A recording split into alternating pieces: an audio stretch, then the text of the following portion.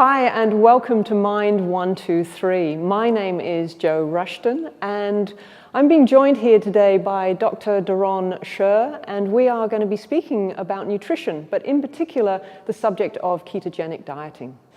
Welcome, Dr. Doron Shur. We're very pleased to have you here today. And to get ourselves started, my very first question is, it's unusual to be talking to an orthopedic surgeon about how to shop in the local supermarket. So the first question I want to ask is, how did you come to have an interest on the nutritional side? Jo, thanks very much for having me here. It's a great pleasure. Look, I'm an orthopedic surgeon. A lot of the patients I see have knee problems. And I was seeing a whole lot of young, overweight patients, and they were coming in and telling me the same thing. I don't eat very much, and yet I can't lose weight. So Paul Mason, who's a sports medicine physician, and I started looking at the science behind this. And what we realized that as people get older, a lot has to do with insulin and insulin resistance. And so the amount of sugar that you eat makes an enormous difference. And so for most people, simply limiting the amount of sugar that you eat and getting rid of a lot of processed foods will make an enormous difference to their ability to lose weight. And unfortunately, people don't know where the hidden sugars are, and that's part of what we need to teach them. So he and I looked at the science behind it and came up with a metabolic arthritis and weight loss clinic to help people lose weight. And for me, this was an education as well, because I had never read a nutrition label in my life. But now I know that when I go to the supermarket, I have to be very careful about what foods I put in my shopping trolley.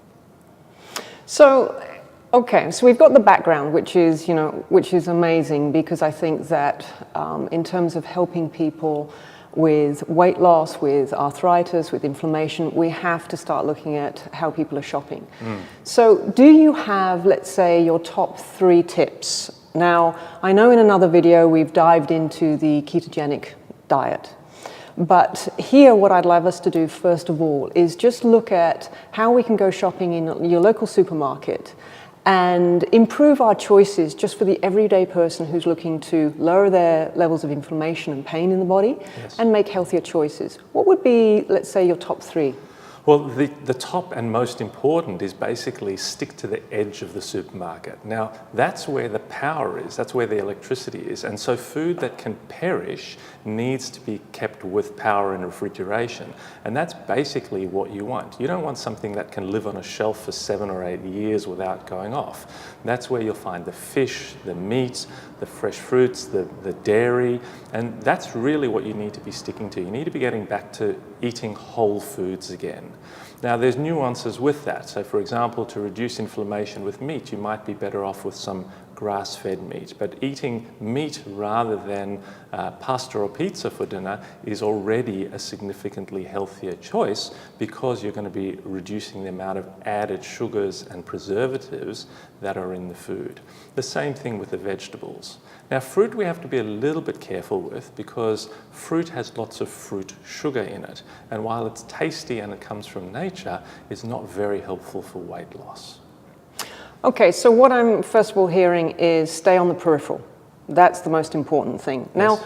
Is there any time when we're food shopping that it's okay to wander down the middle aisles? Well, look, if you're going down there looking for your pickled cucumbers, which are nice and salty, if you're looking for your tinned fish, those are the sorts of things that you can buy there. But even then, there are nuanced messages about what is the fish in. Is it in, seed oil, or is it in olive oil? That will, make your healthy choices better. The rest of it, basically, you shouldn't be shopping down those center aisles. We don't want you buying the processed, sugared, salted foods, which are causing the problems that our society has to deal with now. And just for our viewers, so they're clear, when you say purchasing from a can for seafood, seed oil versus olive oil, which is the better?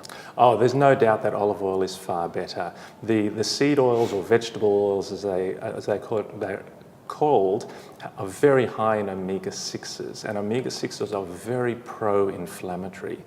And that really needs to be a completely separate discussion that we have. But we want to cut down on the omega-6s, increase the omega-3s, and that way we get rid of a lot of inflammation in our bodies. Okay, wonderful.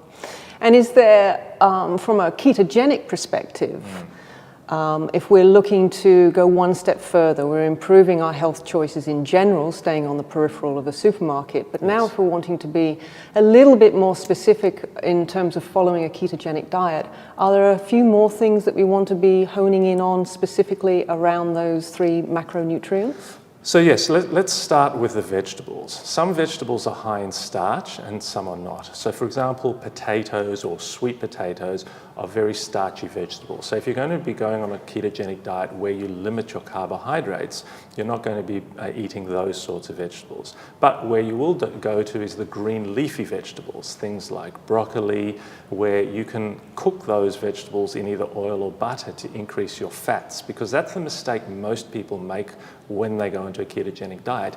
They don't get enough fat.